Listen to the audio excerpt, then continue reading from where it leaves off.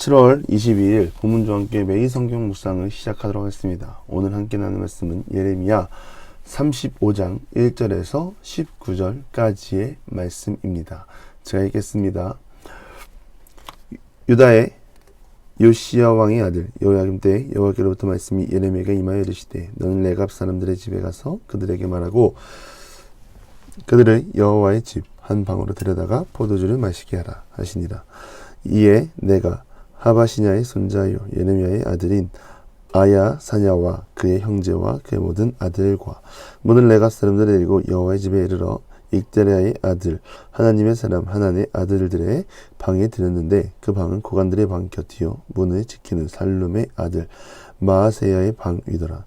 내가 레갑 사람들의 후손들 앞에 포도주가 가득한 종지와 술잔을 놓고 마시라 권하매 그들이 이르되 우리는 포도주를 마시지 아니하겠노라. 레갑의 아들 우리 선조 요나답이 우리에게 명령하여 이르기를 너희와 너희 자손은 영원히 포도주를 마시지 말며 너희가 집도 짓지 말며 파종도 하지 말며 포도원을 소유하지도 말고 너희는 평생 동안 장막에 살아라.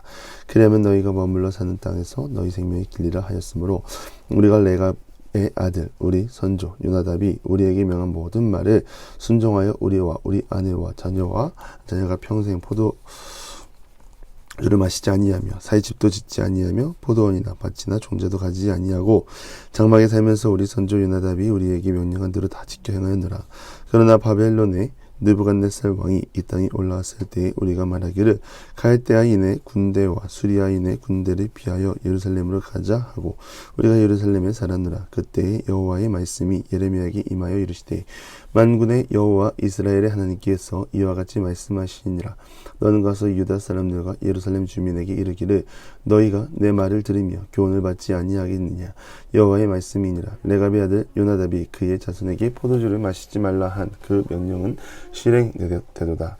그들은 그 선조의 명령을 순종하여 오늘까지 마시지 아니하거늘 내가 너희에게 말하고 끊임없이 말하여도 너희는 내게 순종하지 아니하도다.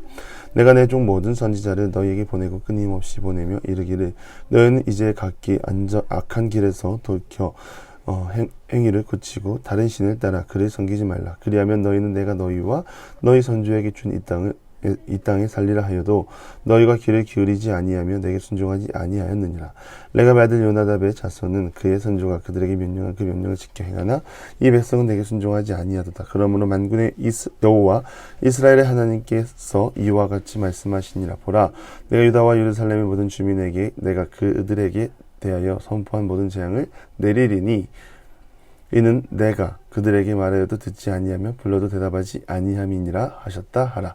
예레미야가 레갑 사람의 가문에게 이르되 만군의 여호와 이스라엘의 하나님께서 이와 같이 말씀하시기를 너희가 너희 선조 요나답의 명령을 순종하여 그의 모든 규율을 지키며 그가 너희에게 명령한 것을 행하였도다. 그러므로 만군의 여호와 이스라엘의 하나님께서 이와 같이 말씀하시니라. 레갑의 아들 요나답에게서 내 앞에 설 사람이 영원히 끊어지지 아니하리라 하시니라. 아멘.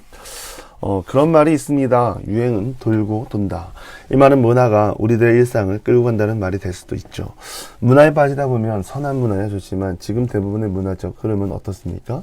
이 기준을 세우고 그 기준에 못 미치면 마치 나고자가 된 것 같고 사회적 손가락질 그리고 소외되는 듯한 느낌을 받습니다. 이스라엘 백성도 마찬가지였을 것입니다. 가나안 땅에 들어와서 바알 앞에 나아가는 것, 하나님이 전능하시고 이스라엘 백성을 인도한 것이 맞지만 농경사회에서 해와 비를 주관하는 신이 하나님이 아니라 바알이라고 믿고 있었기 때문에 나아가지 않으려고 해도 사회적 분위기로 인해 어쩔 수 없이 나아갔던 사람이 있었고 그래서 우상에 빠진 경우가 대부분이었습니다.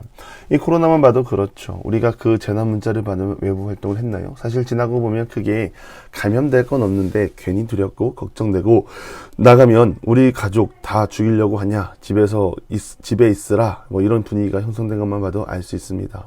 문화는 이처럼 어렵고 또 분별이 잘 되지 않습니다. 또 그 문화에 따라 가다 보면 유행을 탈 수밖에 없다라는 것이죠. 하나님은 이스라엘 백성들이 지금 포로로 끌려가는 이유를 수없이 말씀하십니다.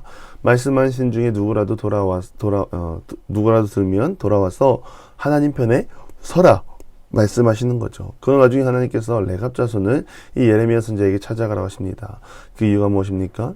여호와의 집으로 불러서 그들에게 포도주를 먹게 하라고 하십니다. 이 여호와의 집은요, 성전입니다. 성전에 데리고 와서 조용한 방으로 데리고 와서 포도주를 먹이라고 하는 것이죠.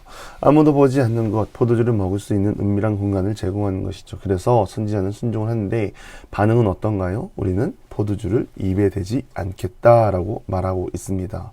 거절을 했고 그 이유를 말합니다. 이유가 6절, 7절에 나옵니다.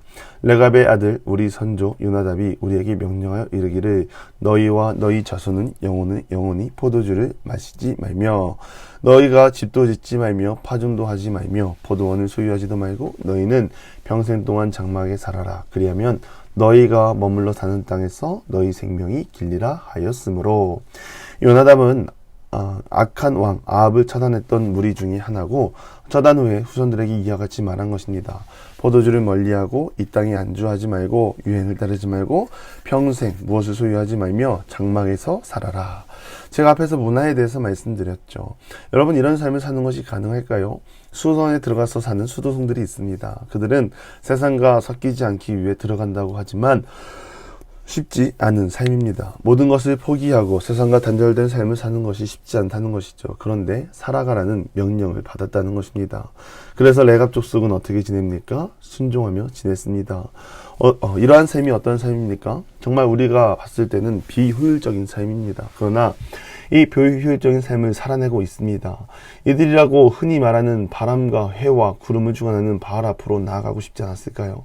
분명 그러한 마음이 있었을 것입니다. 이들은 유목 생활을 하면서 분명 무지정도 필요하고 사람의 한계를 뛰어넘는 도움도 필요했을 것입니다. 그럼에도 요나답의 명령을 끝까지 지키며 비효율적인 삶을 살고 있는 순종을 보이고 있는 것이죠. 하나님의 명령도 아닙니다. 요나답은 하나님이 어떤 분인지 알았고 악을 싫어하고 아무리 강하고 권력을 갖고 있더라도 그것이 하나님의 뜻이 아니라면 심판하시는 하나님이라는 것을 알았습니다. 그런 요나답이 할 수 있는 것이 무엇이었을까요? 하나님의 뜻대로 살아가는 삶, 그것밖에는 답이 없다는 것을 알았습니다. 그래서 그의 후손들에게 말하기를 너희들이 이 땅을 살면서 주변의 환경을 따를 것이 아니라 장막 생활을 하며 하나님을 바라봐라. 하나님을 의지해라 라고 말하고 명령하고 있는 것이죠. 중요한 것은 레갑 족속은 끝까지 순종했습니다. 하나님이 선지자를 통하여 레갑 족속에게 포도주를 먹이라고 하신 이유는 이들의 결단과 순종을 보기 위함이죠. 선지자의 청에 이들은 단호하게 거절합니다. 그리고 거절의 이유를 말하죠. 지키고 있었고 기억하고 있었고 흔들리지 않았습니다. 그리고 약속대로 오래 살고 있었고 하나님의 시선을 받고 있었습니다. 비효율적이고 미련해 보이는 삶으로 보이나 하나님은 레갑 족속을 높이시고 이스라엘 백성들과 비교하십니다. 결국 이스라엘은 사람이 말한 것도 레갑 족속보다 못하다는 것을 확인하는 계기가 되는 것이죠. 하나님이 말씀한 명령을 지키지도 않았고 듣지도 않았고 불순종으로 일관했고 가나안을 들어오자마자 바알로 나아가는 죄악을 저질렀습니다. 결국엔 사람의 욕심이 죄악을 만듭니다. 하나님 주신 은혜가 넘치는데도 불구하고 자연 환경을 주관한다고 말하는 바알 앞에 나아가 풍요를 요구하는 것입니다. 결국 이것이 삶의 문제이고 우리도 피해갈 수 없는 현실이죠. 그런데 내가 바라고 소망하는 대로 이루어지면 그것은 우상이라는 것은 우리는 알아야 됩니다. 그것은 하나님을 믿는 것이 아니라 우상을 믿는 것이고 나의 수단으로 생각하는 것입니다. 하나님은 이미 우리에게 모든 것을 내어주셨고 그 아들을 우리에게 주셨습니다. 이보다 더 큰 은혜는 없습니다. 돈이 주어지면 좋을까요? 좋습니다. 그런데 결국 그 돈으로 탐욕에 빠지게 되고 보호 본능이 생겨서 하나님을 의지하는 게 아니라 돈을 의지하고 바라보게 됩니다. 다 우상이 되는 것이죠. 그래서 우리는 은혜로 살고 순종하는 삶을 살 수밖에 없습니다. 그래야 할 이유, 그럼에도 하나님은 이스라엘을 끝까지 지독하게 사랑하셔서 그들의 죄를 바라보게 하십니다.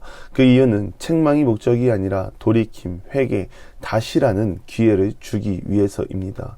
하나님은 사랑이 많으신 하나님이십니다. 그 사랑은 말로는 측량할 수 없습니다. 그러나 그 사랑이 지금 우리 삶 가운데 가득하게 묻어나고 있다는 것이죠.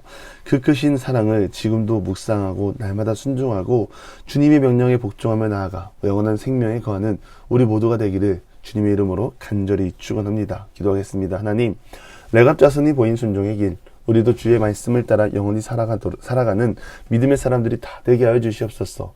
하나님이 우리 각 사람이 보여주신 사랑을 묵상하고 그 사랑을 통하여 영원한 생명의 길을 걷는 우리 모든 기도 용사들 다 될 수 있도록 도와주시옵소서. 예수님의 이름으로 기도드리며 이제는 우리 구주 예수 그리스도의 은혜와 하나님의 극진하신 사랑하심과 성령의 감화 감동 교통하심이 순종의 삶을 살고 우리를 사랑하는 하나님의 사랑을 날마다 기억하며 나가기 소망하는 사랑하는 부모님과 함께 모든 기도의 용사 위에 이제로부터 영원토록 함께 하시기를 간절히 축원하옵나이다.